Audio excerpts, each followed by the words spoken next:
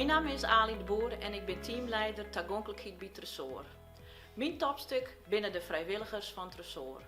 Zonder de vrijwilligers zouden we nooit zo volle informatie tagonkelijk maken kennen van het publiek. En bijzonder grutsk ben ik op de gearworking met de cliënten van zorggroep Serenlo. Zij vieren voor u de gegevens in en wij bieden haar een mooi werkplak en zinvol werk. Ik ben Martine Schmink, begeleider A van de organisatie Serenlo Noorderbrug. En ik begeleid in dit geval Menno met het project Omroeploeren. Het mooiste van het project is dat de handelingen die gedaan worden hetzelfde zijn en dat het geen werkdruk geeft bij onze cliënten en ook makkelijk te leren is. Voor de cliënten geeft het ook een gevoel dat zij meetellen in de maatschappij. Zij ontmoeten hier andere mensen en ja, dat geeft ze toch een heel prettig gevoel in die zin.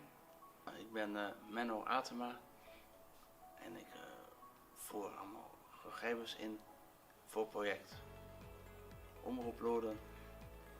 Dat vind ik heel leuk om te doen. Ik kan in mijn eigen tempo werken. Ja, het is ook leuk om samen met andere cliënten te werken. Het invieren van gegevens is hartstikke wichtig om materiaal naar de boeteverhaal te krijgen. Daarom binnen wij sabliert mij als vrijwilligers en zeker ik mij de cliënten van Serenlo. Vandaar dat vrijwilligers mijn topstuk van Tresor is.